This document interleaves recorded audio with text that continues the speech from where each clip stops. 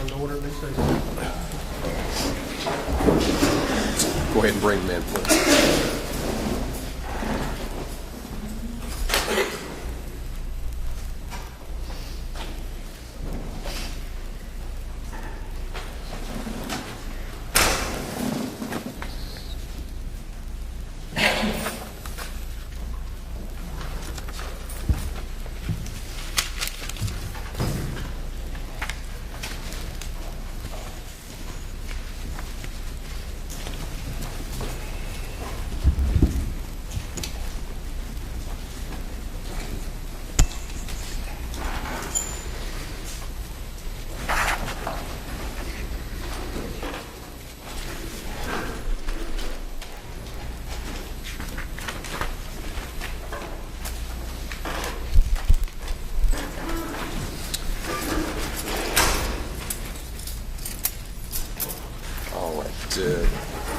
Let the record reflect all jurors are present. I'll remind the witness, Detective, you're still under oath.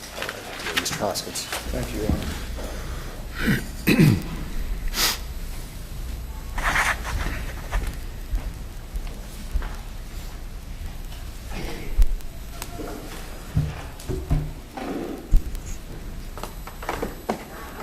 Loomis, when you testified earlier, you used the phrase that you Mirandized Johnny before talking to him. Yes, sir. And some of the folks on the jury know that means you advised him of his rights, Yes, sir. which you did again on the recording that we heard. Yes. And one of those, the first thing you say is you have the right to remain silent. Yes.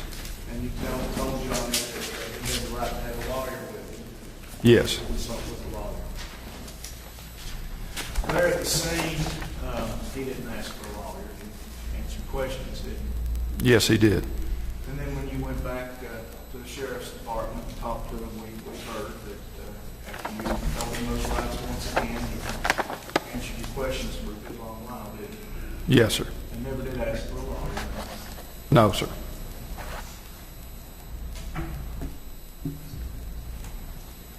And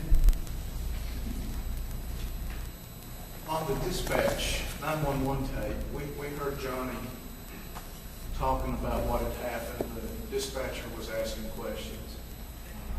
And I believe you told the grand jury the dispatcher did a good job of asking questions to Johnny, didn't he? Yes, sir. I thought he did. And Johnny did a good job answering those questions, didn't he? Yes, sir. And he told the dispatcher that he'd shot Mr. Glodo somewhere up the Corso or something like that, didn't he? Yes, sir. And then when he was talking to you, he said he thought he shot him in the face or in the chest. Yes, sir. Of course, we know that's not the case. Yes, sir. But Johnny did call 911 essentially immediately after the shooting, didn't Yes. he? Asked for an ambulance. Yes. And he said that 2 or 3 times on that recording is, get an ambulance, hurry, please. Yes, sir. And he stayed there on the scene the whole time. Yes, sir. Did exactly what the dispatcher told him to do, leave your gun in the vehicle. Yes, sir. Identified himself to the dispatcher. Yes, sir. Said more than once, I shot this man. Yes, sir. Now, during the investigation, you got Johnny's cell phone that he had on him that night, didn't you? Yes, sir. And with the help of Johnny's wife, you were able to punch in the password or do whatever you had to do to listen to the voicemail or messages that Mr. Glodo had left on there. Yes. And he had left a couple of messages. Yes. The last one would have been, if I read your report right, about 9:04 p.m. Yes.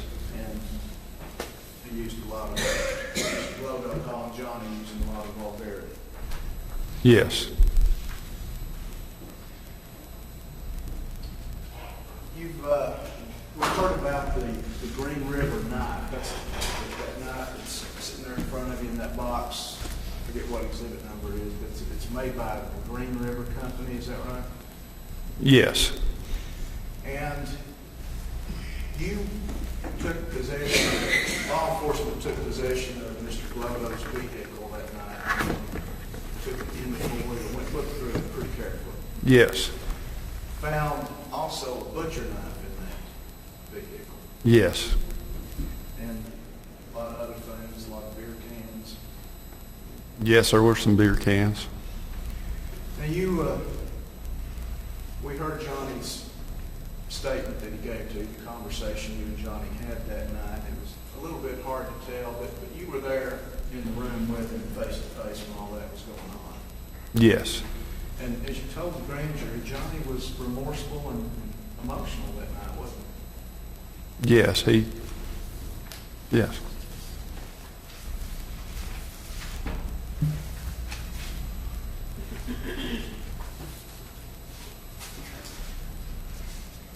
Are you familiar with hunting regulations in Kentucky?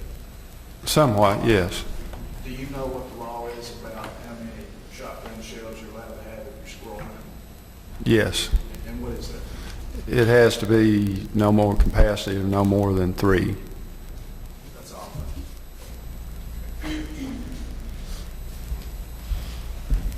Anything, Mr. Stewart?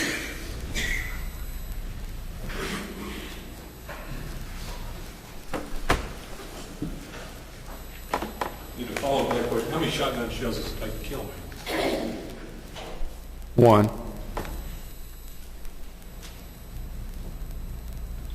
Dick, have you got the dispatch record for your case report? You retrieved dispatch records? Yes. From the 911? Yes. When did the call come in?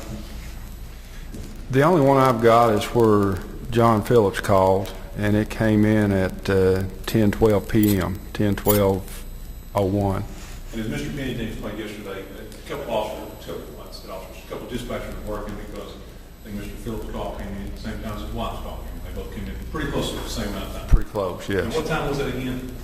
It was 12 minutes after 10. 10:12.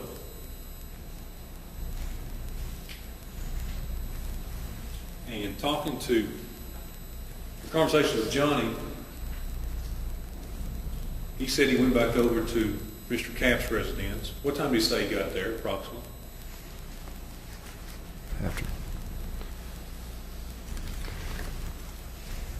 the first time or second time? The last time he was there. And the second time he was at his residence. Okay.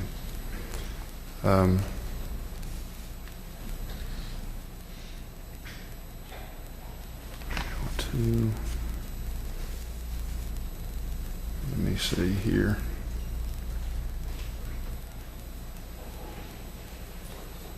About 9:45 p.m.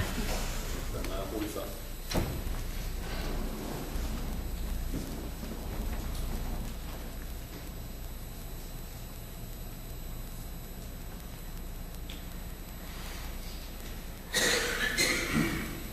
And the first officer on scene, I believe, was Charlie Johnson, correct? Yes, sir. What time did he arrive? I have to refer back to the CAD report.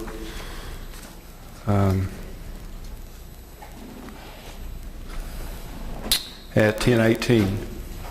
Wait a minute. No, whoa, that's a date. At 10:17. 10:17, Constable Johnson arrived. Yes.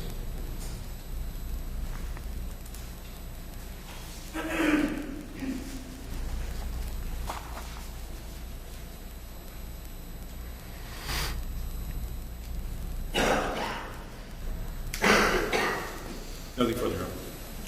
Anything, Ms. Johnson? Detective Loomis, when Johnny told you 9:45, he didn't refer to his watch or anything particular to give you that time, did he? I believe I got the time I just gave you from Randy Capps. Okay. And Randy Capps sort of estimated that time, didn't he? Yes, he would have had to. I would think he would have had to. Yes. Steele? Nothing further. All right, you may step down.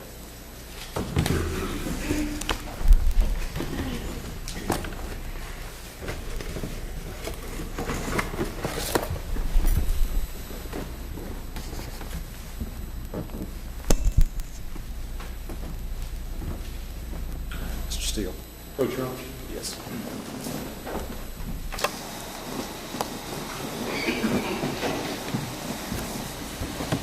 Judge, again, I don't believe I put anything on the record. I know we got your ruling on the record, but I would again move the court for permission to allow the Ms. Coots to testify. Obviously, the testimony she has provided for this case would be relevant to the case at hand. With the court's prior ruling, I would just state that the Commonwealth has complied with all the criminal rules and the court's order of discovery.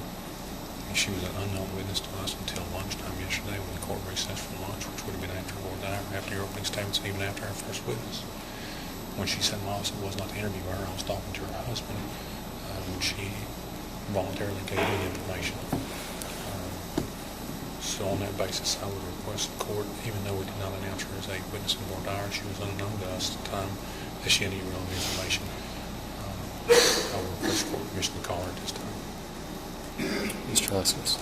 I would say that the fact that this woman may have been unknown to the Commonwealth's Attorney's Office until yesterday afternoon is frankly due to some negligence. And I think the court's reasoning is already should still apply. Judge, can I just respond? Yes. The police officers don't have to go out and interview anybody. It's not a requirement of them. Does it make criminal cases, from my standpoint, much easier? Absolutely. But it's not a requirement of a police officer in the fulfillment of his duty to go out and interview every potential witness. And I rest. Okay, well, I think, again, based on the authority that the court has previously cited, and the court's concern that allowing this witness to testify could potentially be prejudicial to either the defense or the Commonwealth, I'll stand by my previous ruling. Thank you. Thank you. Judge, that the Commonwealth rests. All right. We'll make a motion outside the presence of the jury as opposed to... All right. All right. Members of the jury, we've reached the point in the trial where we need to take just a few moments to take up some matters outside of your presence. So I'm going to excuse you for just a few moments. I'll have the bailiff summon you when we come back. Please keep in mind the admonitions that I've been giving you all along. Those are still applicable. Thank you.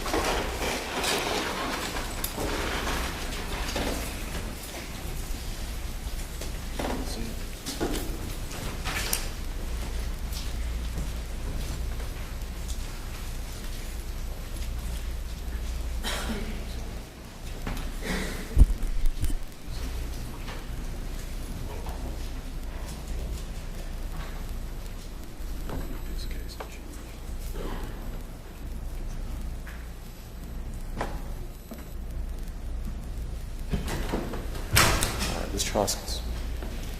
You want us at the bench, Your Honor, or from here? Wherever you're comfortable. This is fine. Comes the defendant, Commonwealth having announced close in its case in chief, and moves the court to enter a directed verdict of not guilty on the grounds that the Commonwealth has not proven that the gunshot fired in this case was fired intentionally, and that based on the other evidence that has come out about the events leading up to this shooting incident, that no reasonable jury could find the defendant guilty based on the evidence that's been presented. Mr. Steele.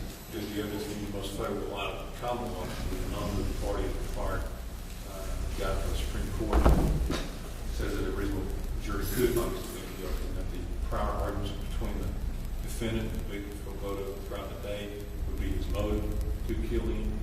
They were obviously in a heated discussion, cursing back and forth with each other just mere moments before Mr. Glover was shot in the back of the head. That, in conjunction with the Supreme Court rules, that is viewed in the most favorable light. I believe the directed verdict would be a proper display. Court finds the Commonwealth has met its burden. The defendant's motion for directed verdict is therefore overruled. Anything else before we bring the jury back? Just a matter of clarification in regards to my report. Ms. Scott, I understand that was specifically in regards to my case in chief, but the matter for rebuttal is a matter you're reserving really well. Is that correct? That's correct. Thank you. Thank you.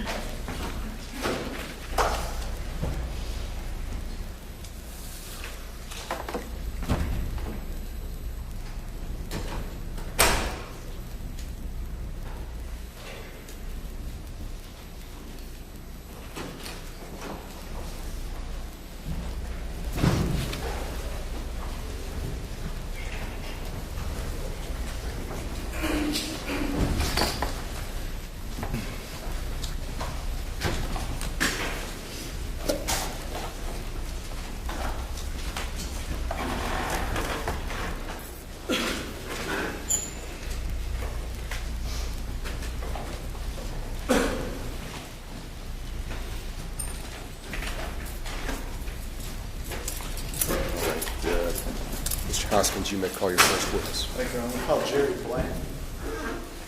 Jerry Bland.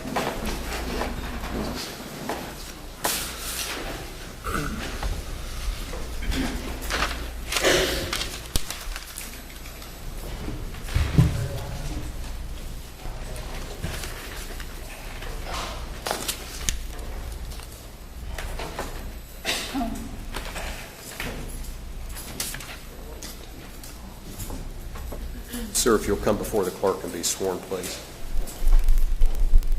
Do you swear or affirm the testimony you are about to give will be the truth, the whole truth, and nothing but the truth? Please be seated on the witness stand.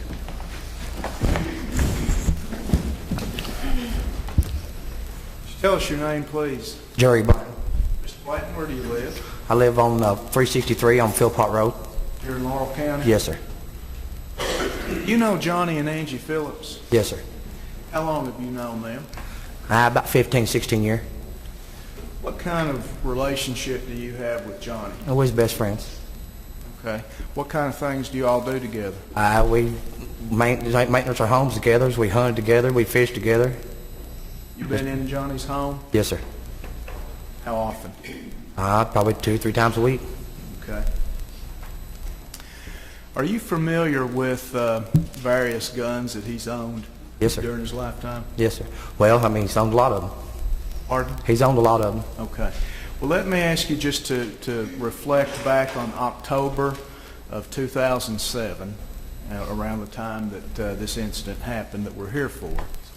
Were you familiar with the types and approximate number of firearms, guns of any type that Johnny owned back then? Probably some, but not all. Probably some. What guns do you know of that he had back then? Well, I know he had a 270 high-powered Remington rifle. What would that be used for? Deer hunting, long-range shooting. Benelli shotgun, which is a nice little gun, and several other shotguns that he owned. How would you describe Johnny's taste in guns? He had a high taste in guns. He liked He liked fancy guns. expensive. Yes, sir. Was he that way with other things too? Yes, sir. Well, you talked about this Ellie Yes, sir. shotgun and the rifle. What other firearms do you remember Johnny having back then?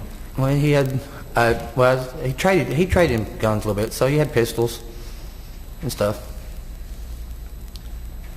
Of the guns that you knew that Johnny had back at that time,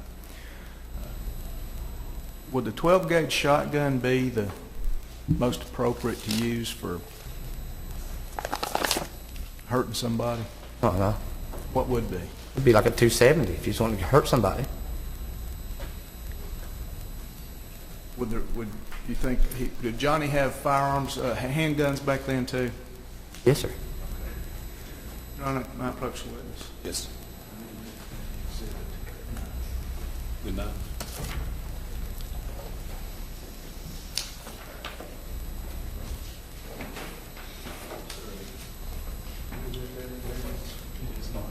We admitted the photograph. I have no objection.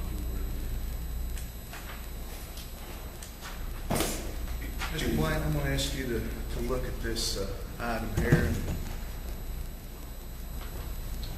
Tell me if you can tell the jury what that is. Like a knife to me. Okay, is that a knife that you ever saw Johnny have? Well, no. Johnny wouldn't have nothing look like that. Why do you say that? Because Johnny had a high taste in guns and knives. If it's a case, something nice, no, he wouldn't have nothing like that. He just wasn't his taste. So he would have had a case knife, did you say? Yeah, he liked case double X, stuff like that, buck. And you did see him with those types of Oh knives? yeah, we hunted. I mean, that's what he skinned his deer with, was a case knife. Your Honor, I would move that be admitted into evidence as defendant's exhibit number 1. No objection, Your Honor. It'll be admitted. That's all the questions I had for this witness. Mr. Steele. You don't know how many guns or what type of guns, everything he owned that period, do you? No, sir, shut up. So you wouldn't know if he owned that knife or not? You He couldn't wouldn't say. even, well, I could say, yeah, he wouldn't even purchase a knife like that, Okay. because it wasn't his taste. Again, you don't know how many guns he even has. No, sir, he traded guns all the time. So So. there's no way for you to know how many knives he has, correct? Well, if you want to put it that way, yeah. And you said a .270 rifle would be the best to, I think Mr. Osgood said, to hurt somebody. Let's all phrase it in the same manner. That would be a great rifle for long range, would it not? To hurt Well, either somebody? one. Okay. Now, for close range, when you use a rifle, you have one shot, correct? If you said, yeah, I guess. One bullet expels out the muzzle of the rifle. Right. And a shotgun, you have several pellets. True? Correct.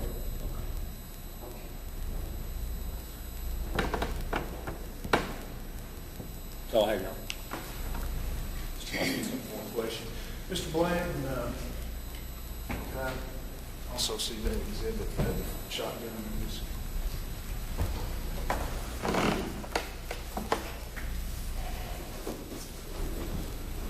Yes, it is. Exhibit number 5 of the common code. I'm going to show you what's been admitted into evidence as exhibit number 5 for the Commonwealth. Do you recognize that? Yes, sir, I do. And what do you recognize that from? That's Johnny's rabbit gun. That's what he rabbit hunted with.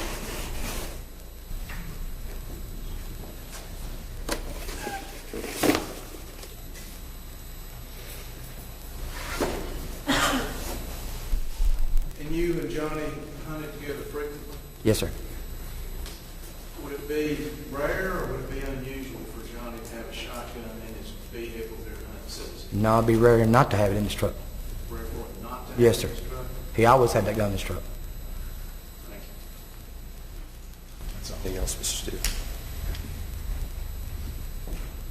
Yeah. In regards to having a shotgun in the truck, what's one of the first rules you learn as a hunter?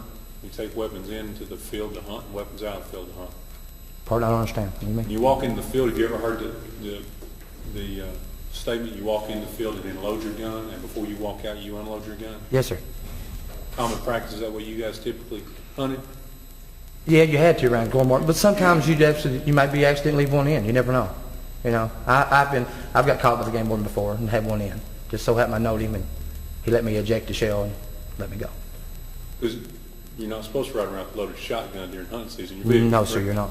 Okay. That's all I have, Your Honor. Nothing further. You may step down.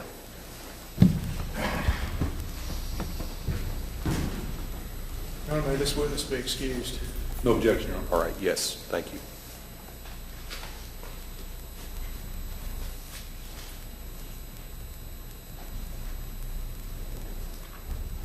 Call Angie Phillips.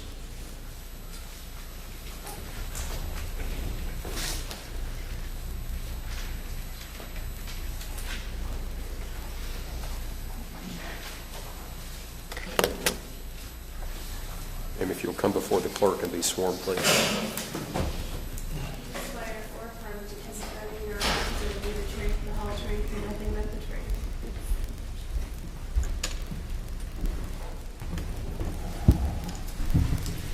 Would you tell the jury your name, please? Angie Phillips. And Ms. Phillips, where do you live? My address, Or approximately where do you live? London, Kentucky. In what area of London, just generally? Bakersfield Lane. It's near Levi Jackson Park. Do you know Johnny Phillips? Yes. You're married to him? Yes. Okay. How long have you and Johnny been together? 14 years. You have any children? Yes. And, One together. and what's that child's name? Ethan. How old is Ethan? 12. He lives there with you at near Levi Jackson Park. Does he have any health problems? He's legally blind. What kind of condition does he have? It's called achromatopsia. His eyes, they shake, and he's colorblind also, and he can see about, with the lighting, he can't see far off. If it's kind of dim, he can see a little better. He has to wear sunglasses outside at all times. Does Johnny have any health conditions? Johnny has ankylosing spondylitis, which is a disease that's in his spine. It's fused together. His spine is, and I think 7 vertebrae. And does he have to take medication for that? Yes, he gets a shot once a week for that. Does he take anything on a daily basis for that?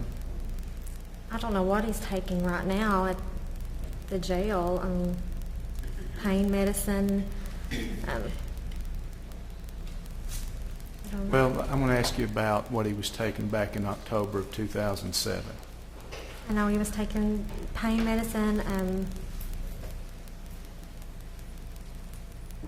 can't even remember. It's been a while. Yeah. And Johnny's been in jail since that day, hasn't he?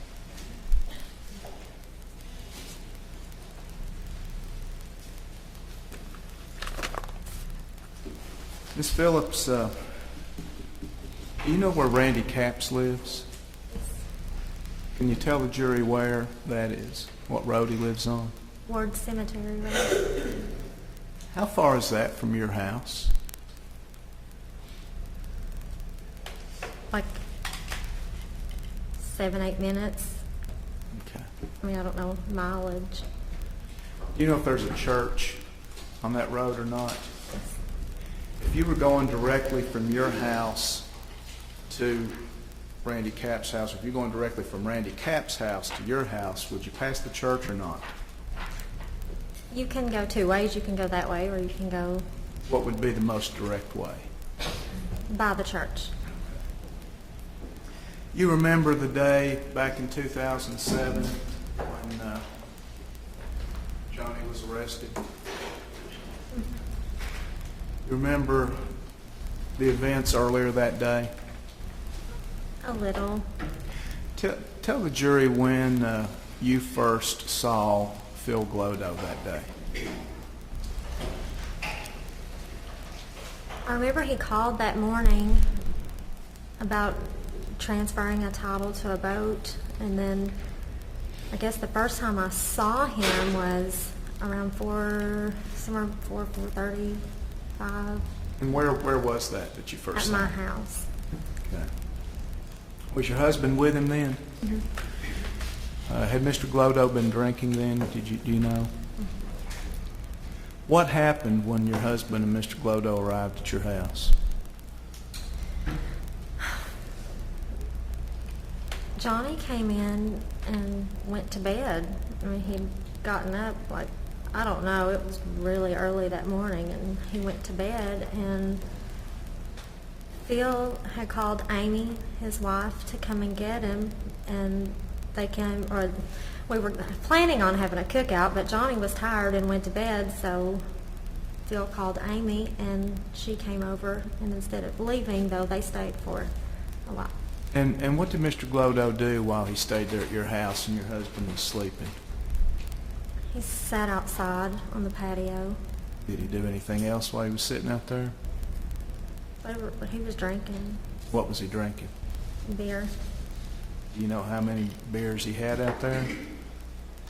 A lot. I don't know. You didn't count them. Was he out there a pretty good while? Yeah, Johnny slept for I would say an hour and a half, maybe 2 hours, something like that. When Johnny woke up, was Mr. Glodo still there at your house? Yeah. What happened at that point? They all went outside, went out to the garage. Did you go out with them? I was like in and out.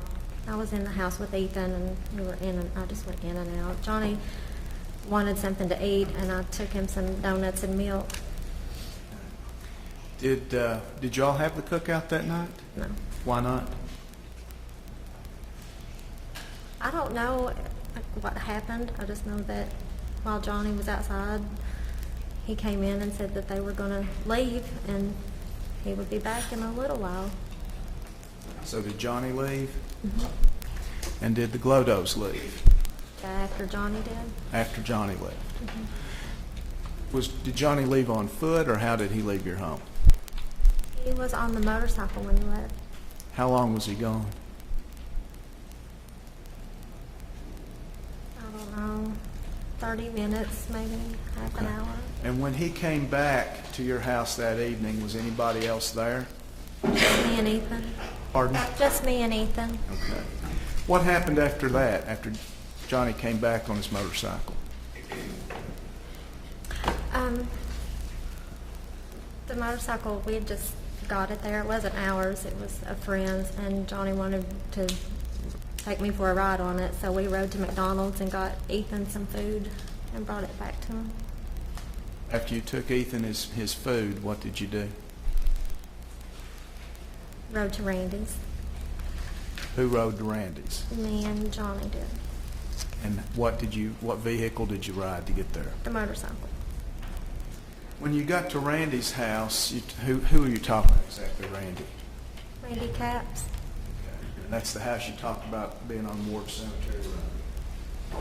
When you got to Randy Caps' house, who was there? Randy and Anna, his wife or girlfriend, and their kids. And their children? And what did you and Johnny do there at the Caps' home? Just sat there in the garage. They have a pool table in their garage, and we just, with the garage door open, we just sat there and talked to Randy. Did anything unusual happen while you were sitting there? Yeah, when we first got there, Randy said that Phil was mad and that he had been, I guess he said Johnny accused him of taking $50. Well, had Johnny said anything to you about Phil being mad at him? Okay. Who first brought up Phil Glodo when you got to the Caps' home? Randy. As soon as we got there. As soon as you got there. Yeah, he let us know when we got there. I heard him say Phil was mad. While you were sitting there, did anybody's phone ring? Johnny's rang and Randy's. And now you didn't get on the phone and talk to anybody, did you? No. So you don't know what anybody said? No. Okay. How long did you stay at the Caps' house? I don't know, maybe 30 minutes, 45 minutes, an hour, probably less than an hour. Maybe an hour. I don't know. When you left there, what did you do? Went home. And again, you were still on the motorcycle? You know about what time it was when you got home? Okay. I don't. I'm That's sorry. all right. Do you know what Johnny did after that? Do you know, did he stay at home? No, he just brought me home, and he went back over to Randy's. Well, now you didn't go with him, did you? No, I didn't go back to Randy's. After he left you, dropped you off at home and went back, well, let me ask you this. Did he go back on the motorcycle? No. Did he carry anything out of the house with him when he left? After he left you there, when did you next see Johnny? In the back of the police car. That's all, thank you. Mr. Steele. He said Finn has a medical condition. Sorry? He has a medical condition in the spine. He's still able to hunt and work and everything with the spine condition, correct? He can hunt, yeah, he's, Walks through the woods, rabbit hunts, squirrel hunts. yeah. Now, when you're over at Randy's house, and you all, Randy's getting phone calls, Johnny's getting phone calls, Johnny started getting upset. I think I got more upset than he did, but, yeah. Okay. And let me ask you, what did you get upset over? What was being said. Phil was calling him, and he was like screaming really loud, and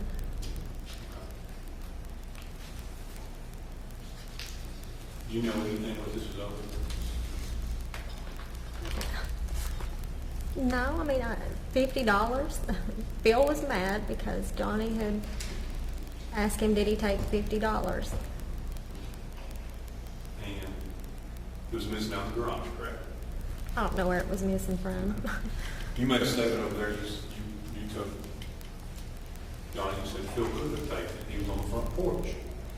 No. You didn't say that? No, it's never on our front porch. We don't even have chairs on our front porch. Okay, I thought you said a minute ago that he was on your front porch drinking, No, he was on our back patio. back patio drinking, I'm sorry. He sat on the back patio drinking beer? No, well, he went from the patio to in the house to the garage, and I mean, he was in all three places, but while Johnny was asleep, he was on the patio. Johnny got upset at one point in time over Randy Camp's house, and I think this was when he told you to shut the F up. I read that in the statement that was made, but if he said it, I didn't hear him say it.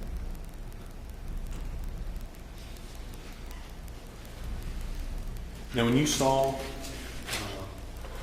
Phil the first time at 4:30 at your house, roundabout, I'm not Yeah. trying to be specific, Yeah. Miss Phillips, but about 4:30, somewhere in that, I mean, it's in the afternoon, or another side. He'd already been drinking. Okay. And he just kept drinking while he drinks. Yeah.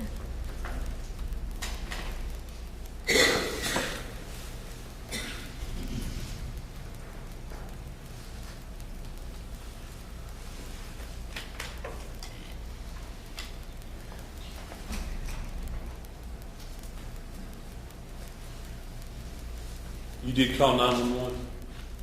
Yeah. That was, have you been able to listen to the 911 tape? You're not, but you do remember calling 911? I remember dialing, but I don't remember what I said or. That's fair enough. And have you called your husband or had he called you? I had called him, but I know that I made a statement that he called me, but he didn't. And the phone records will show he. You called him? Okay. I was a little confused on that. Yeah. I don't know why I said that. I'm assuming when you did talk to him, probably don't remember much being said either, do you? Probably a little upset. Very. That's all I have, Your Honor.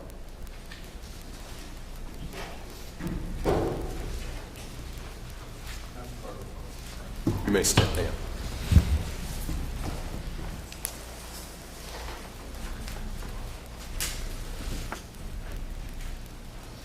I'd like to briefly recall Detective Loomis.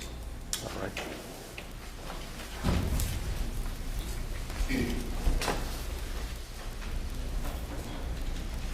Detective Loomis, you're still under oath.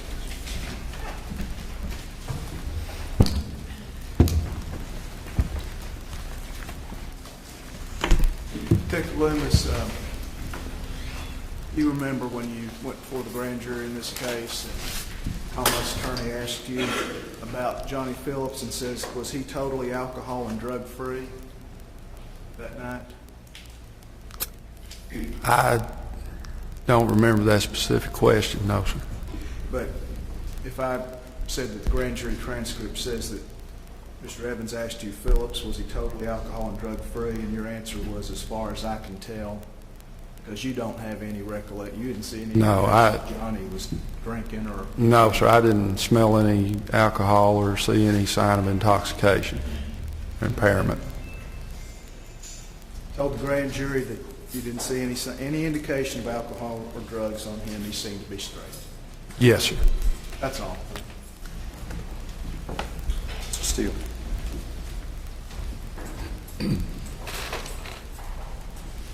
No further. You may step down.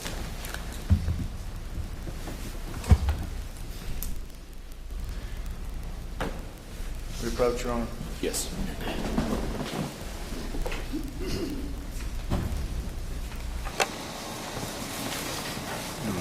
Defense rests at this point.